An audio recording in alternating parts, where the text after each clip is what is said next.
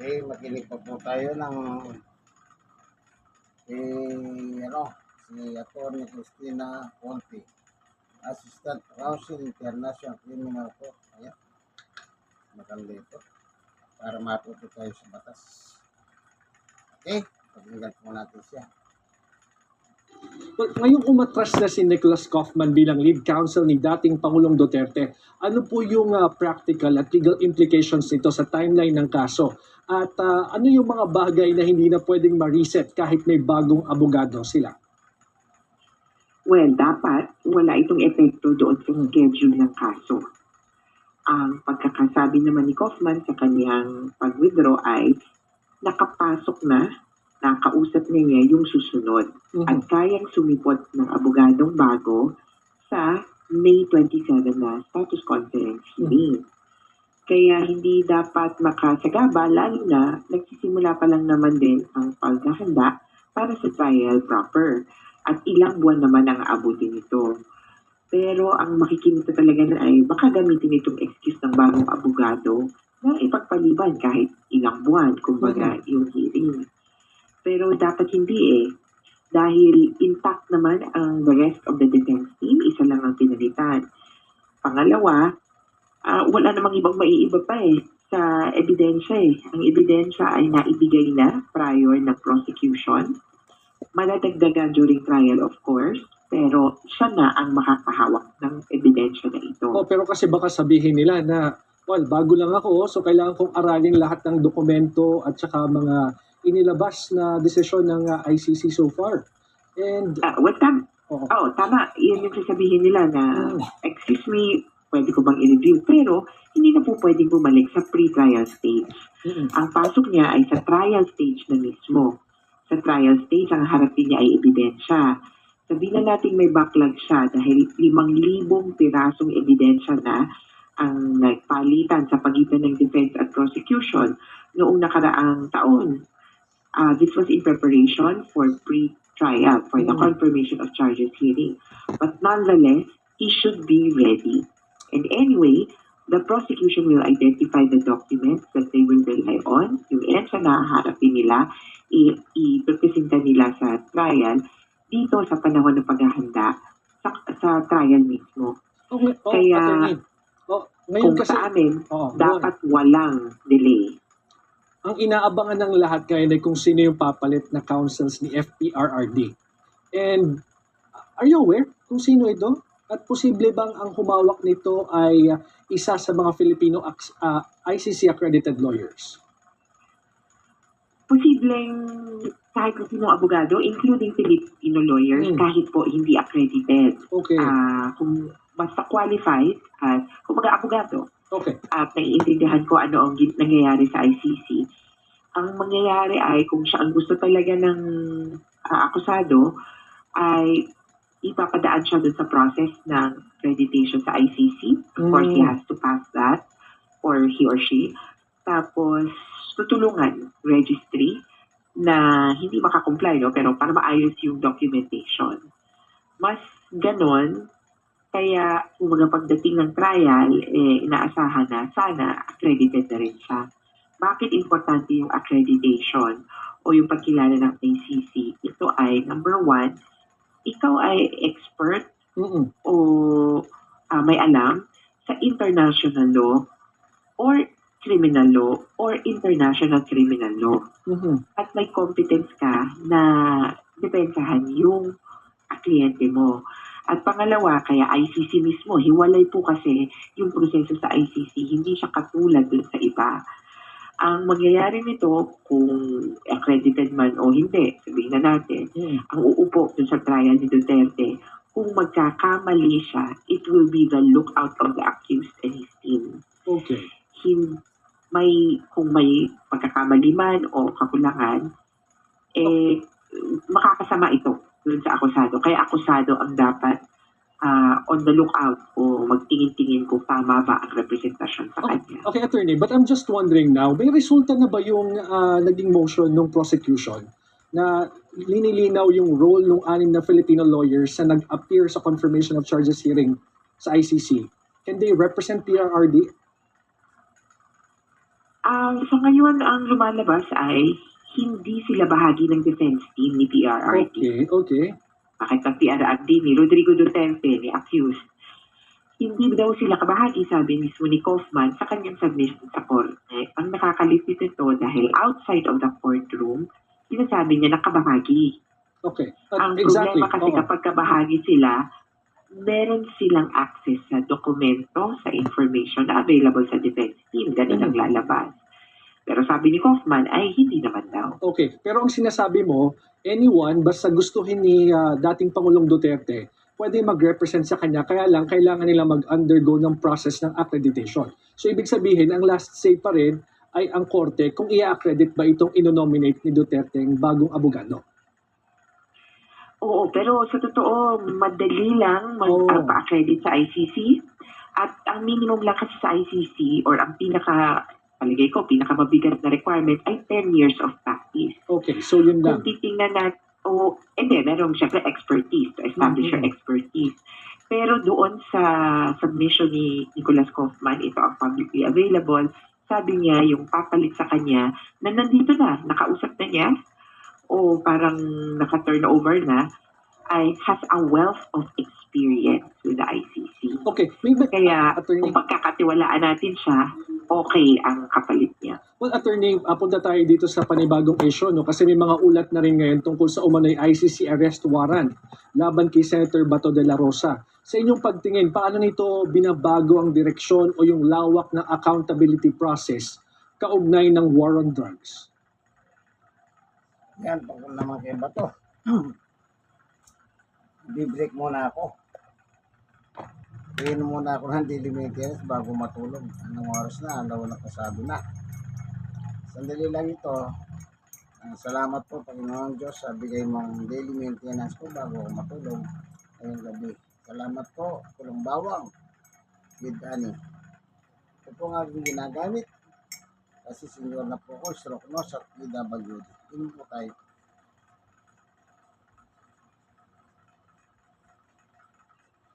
Maganda ito, effective ito. Panlaban sa high blood. Kung high blood kayo, maganda ito.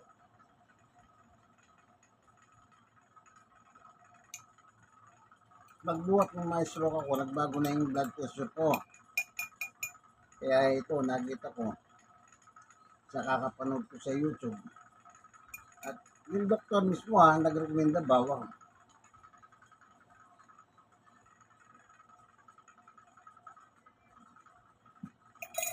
Kahit ano, idagdag ko sa bawang.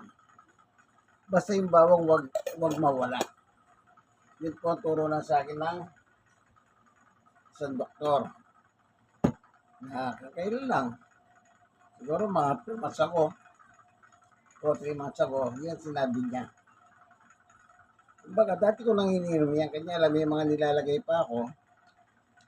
Pinatanggal niya yung ibang iniinom ko. Dinadagdag ko sa bawang. Pero meron naman siyang nirekomenda na isama ko sa bawang. Basta yung bawang, huwag mawala. Magaling yung bawang kasi ano yan? Antibiotic yan. Gulay na antibiotic. Bigay ng Panginoon Diyos. Amen? Hindi na ako minom ng maintenance ko. More than 2 years na po. Ito pinalit ko. Very effective. Effective sa akin. Sa akin ewan ko po sa inyo. Maraming nagtatanong kung yung bawang, nasabi ko kung kakayanan ninyo. Kasi sa simula, halos basok ako sa bawang. Yung sa mainit na tubig para lumabas yung katas. Pag hindi ka sanay, masusuka ka. Pero siyempre, kailangan ko. Sinyaga ako. So sa watur ng Panginoon Diyos, tagumpay ako. More than 2 years na po. Walang take ng medicine. Yung daily maintenance. Ako, kusa ako ito, walang nag-recommenda sa akin. On my own, kuminto na lang ako. Kasi yan ang naisip ko. Baka binigay talaga ng Diyos sa akin yan para panlaban sa high blood. Bawang yan eh. Sige po. At least na sana kung gusto nyo subukan, kayong mga nanonood ng video kung kaya nyo yung bawang. Nasa inyo yan eh. Ah, kaya ko, kinaya ko. Patuloy na natin. Kay Bato naman, ang paksa Bato. Si Senator Bato de la Rosa. Sa inyong pagtingin, paano nito binabago ang direksyon o yung lawak na accountability process kaugnay ng war on drugs? Sa totoo talagang lalawak yung accountability Mhm. dahil hindi na lang ito usapin ng Duterte at ang kanyang pamilya, kundi ang mga kasapakat niya. Ang tawag nga namin ay parang di umano may criminal enterprise o may gang na namahala dito sa war on drugs. Mhm. Pero importante din na punto na ang huhulihin kung sakasakali na meron niyang warrant ay ang pinuno dati ng PNP. Kaya ang laking pagkilala nun na ang kapulisan ay nagamit para sa mga patayan. Okay, let's talk about, isa- attorney, let's talk about the other co-perpetrators niya. So, should we expect that the rest of the co-perpetrators magkakaroon na rin yan ng warrants in the coming days? O talagang hiwa-hiwala yung proseso? Depende sa pagkilala ng ICC doon sa naging participation nila. Ang may control dyan ang prosecutor, depende sa Okay. kanilang i-apply. Depende kung ang pagkilala nila ay 2, 3, 4, ay magkakasamang nagplano. So, nandun yung background nila, yung kasaysayan nila, at gaano katakas, sabihin na natin yung sa hierarchy, ang kanilang inuupuan. Kaya, sabihin na natin, posibleng hindi lahat ang mai-issuehan ng warrant at posibleng hindi hiwa-hiwalay yung warrant. Posible, kumbaga, sama-sama, by groups. Well, briefly, attorney, kasi ang huling pinag-uusapan na lang dito ay kung kailangan pa bang dumaan sa local courts itong mga warrants of arrest, no?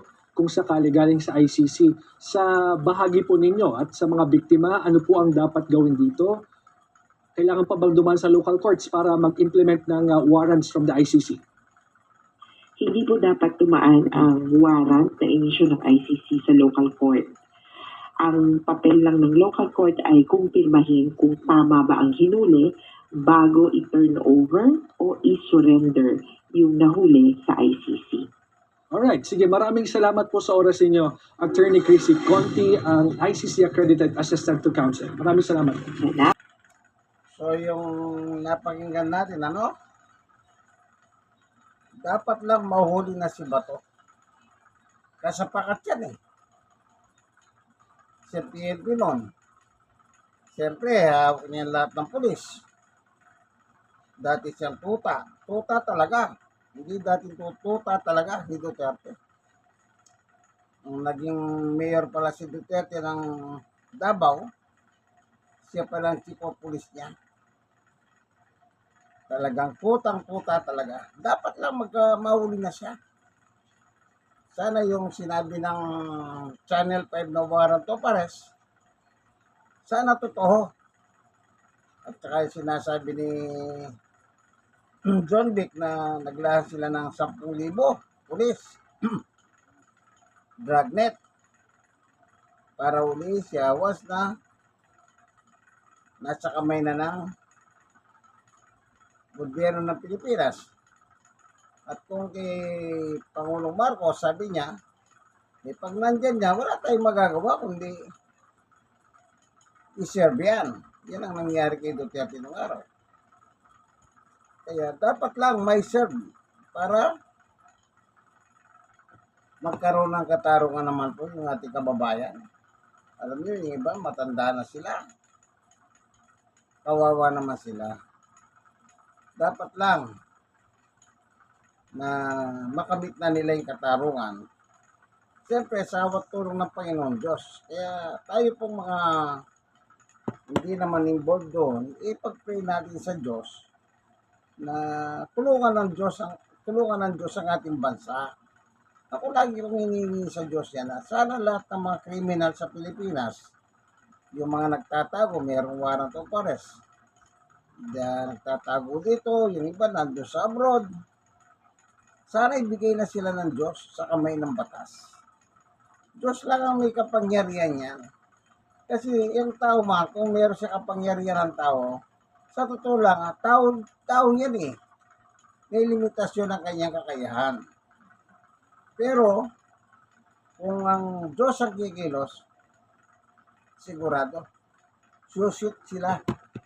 Kasi kaya natin hiningi sa Diyos yun, hindi upang wala tayong political color dito, kaibigan. No? Wala tayong political color. Okay, makinig pa tayo. Rodrigo Duterte ang hinihintay ngayong napagpasya ng isa lang siya sa trial matapos makumpirma ang lahat ng charges laban sa kanya. Ano-ano nga ba ang mga aligasyon sa tatlong counts ng crimes against humanity of murder and attempted murder na siya umano ang indirect co-perpetrator o mastermind? Nakatutok si Maki Pulido. Mastermind. Dahil siya umano ang utak sa malawakan at sistematikong patayan mula noong siya ay mayor ng Davao City hanggang maging Pangulo ng Bansa. Kinumpirma ng ICC Pre-Trial Chamber 1 ang kasong Crimes Against Humanity of Murder and Attempted Murder laban kay dating Pangulong Rodrigo Duterte. 49 incidents o bilang ng patayan kung saan may 78 biktima ang bahagi sa kaso. Sa bilang na yan, 76 ang patay habang 2 ang binaril pero nabuhay. Hindi rin bababa sa 3 biktima ang menor de edad. Non-exhaustive list ito ayon sa Pre-Trial Chamber 1 ng ICC. Ibig sabihin, marami pang ibang mga biktima, pero isa sa larawan ng 49 incidents kung paano inutos at isinagawa ang di umano'y sistematikong patayan. Meron kasing thousands na namatay doon po sa war on drugs sa Davao City at sa buong Pilipinas. Kaya illustrative lang po ito, mga examples lang po ito. Itong 49 incident, hindi mo naman talaga malalagay lahat po ng insidente na yun. Sa crimes against humanity, yun yung karakter ng krimen. Hindi siya simpleng murder, mas matining yung pagiging widespread o malawakan at saka sistematiko no krimen. May 3 counts o 3 pagkakataong inutos umano ni Duterte ang sistematikong patayan laban sa mga sibilyan. First count ay noong mayor si Duterte ng Davao City mula 2013 hanggang 2016. Sabi ng ICC, bilang mayor, ginamit umano ni Duterte ang kanyang kapangyarihan para ipapatay ang mga kriminal sa ilang pulis Davao at mga hitman. Pinuno rin daw siya noon ng Davao Death Squad na may mga miyembrong hitmen na nagsagawa ng patayan. Second count, murder ng high-value target ng presidente na siya mula 2016 hanggang 2017. Ang mga high-value target umano ay mga drug manufacturer o miyembro ng mga drug syndicate. Sa ilang okasyon, binanggit ni Duterte ang PRRD list o listahan ng mga high-value target na sangkot sa illegal na droga o ibang krimen. At ilan sa mga nabanggit, napatay sa mga anti-drug operation. Ayon pa sa kaso, ang mga nakapatay ng mga nasa PRRD list, patagong nakatanggap umano ng cash reward pati bayad mula 50,000 hanggang 1 million pesos depende sa level ng target. Isa sa incident o kaso dito ay ang pagpatay kay Rolando Espinosa Sr. at Raul Yap habang nakakulong sa latest sub-provincial jail noong November 2016. Sabi noon ng mga pulis, nanlaban o tinangkaraw barilin ni Espinosa ang mga operatiba ng PNP-CIDG nang magsilbito ng search warrant. Pero ayon sa isang testigo ng NBI, pinasok sa selda si Espinosa at pinagbabaril. Third count, Oplan Tokhang o Barangay Clearing Operations mula July 2016 hanggang September 2018 na tinarget ang mga low-level target. Isa sa mga kaso rito ay ang pagpatay sa 17 taong gulang na estudyanteng si Kian Lloyd de los Santos sa isang one-time, big-time operation sa Caloocan City noong August 2017. Pinatay ng mga pulis si Kian dahil bumulot daw ito ng baril nang tangkaing arestuhin ng mga pulis. Pero nakita sa CCTV ng barangay kung paano kinaladkad si Kian mula sa tapat ng kanilang bahay hanggang sa lugar kung saan siya natagpo ang patay. Malaking bagay po ito sa mga biktima ng war on drugs dahil nakikita nila na umuusad po ang kaso. Sabi ng ICC Pre-Trial Chamber 1, may pananagutan si Duterte sa 3 count bilang indirect co-perpetrator o mastermind. Kasama umano ang kanyang mga kasabwat, ipinatupad nila ang isang common plan mula nang siya'y mayor hanggang maging presidente. Sa ilalim ng common plan, nasa likod umano si Duterte sa pagdisenyo at pagpapakalat ng pulisiya para ipapatay ang mga di umano'y kriminal. Siya rin umano ang nagbuo at namahala ng Davao Death Squad. Nag-utos ng pagpatay sa mga di umano'y drug dealer at user. Nagbigay ng logistics tulad ng mga baril para rito. Nagtalaga ng mga opisyal sa mga posisyong makakapagpatupad ng patayan at namigay ng financial incentive sa mga pumatay na pulis at hitman. Ang prosecutor po, ipoprove po nila lahat po ng elemento ng crimes against humanity. Ipapakita po nila na mayroon pong widespread at systematic na pag-atake sa mga sibilyan. Ipapakita po nila na dahil po ito sa isang organizational policy ni Mr. Duterte para sa DDS at state policy nung presidente po siya. Ngayong kinumpirma na ng ICC Pre-Trial Chamber 1 ang kaso laban kay Duterte, tuloy na ang paglilitis laban sa dating Pangulo. Inaabangan na lamang ang desisyon ng ICC Presidency kung aling trial chamber ang didinig sa kaso. Maki Pulido, nakatutok, 24 oras. Dapat lang matulan siya. Tanong araw, sabi naman niya ang aking buhay, doon ko natatapusin sa ICC, The Hague. Sa video, nandiyan yan Hindi ko alam bakit si Kaufman, gusto niya puro uwi. Si Duterte kami sabi doon sa video Yung kanyang buhay, sabi niya, doon na niya tatapusin sa ICC.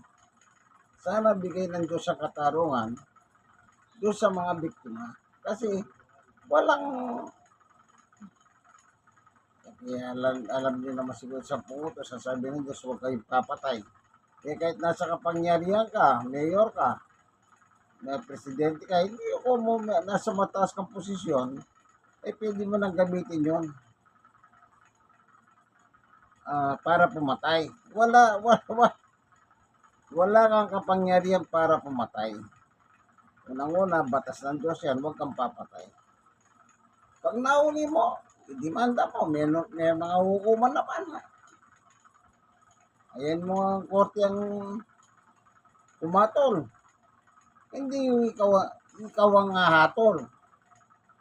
Kahit naman anong klaseng krimen ang ginawa niya, kahit nahuli mo naman siya, na talagang karumal-dumaling ginawa niya, wala ka pa rin karapatan.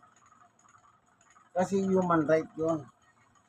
Wala ka pa rin karapatan. Unless, yung mga, depende sa circumstances, papatayin ka na, hindi natural, depensahan mo naman ang sarili mo.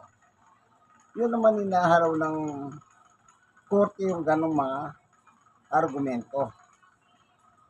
Pero yung papatayin mo yung tao, wala naman, di ka naman pinapatay.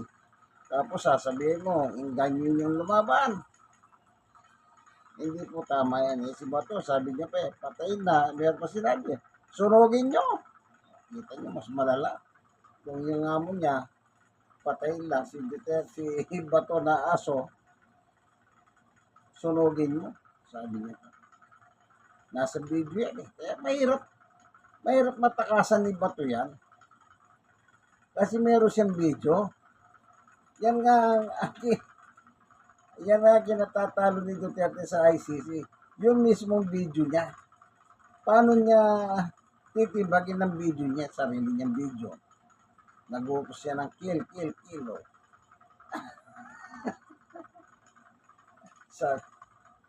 Alam niyo, mahirap yan sa bagay, sa panahon natin, napakaganda ng mga technology natin ngayon. Lahat na lang ngayon nabibidyo. Ingat kayo, baka mabidyo, hindi kayo. Sige po, itong kaibigan guest, Brother Van Bautista. God bless us all. Lagi kayo magdasal na tulungan ng Diyos ang bansa Pilipinas. Laban sa mga masasama. Diyos lang ang may kapangyarihan. Wala silang magagawa pag Diyos lang gumalang. Sige po, God bless us all.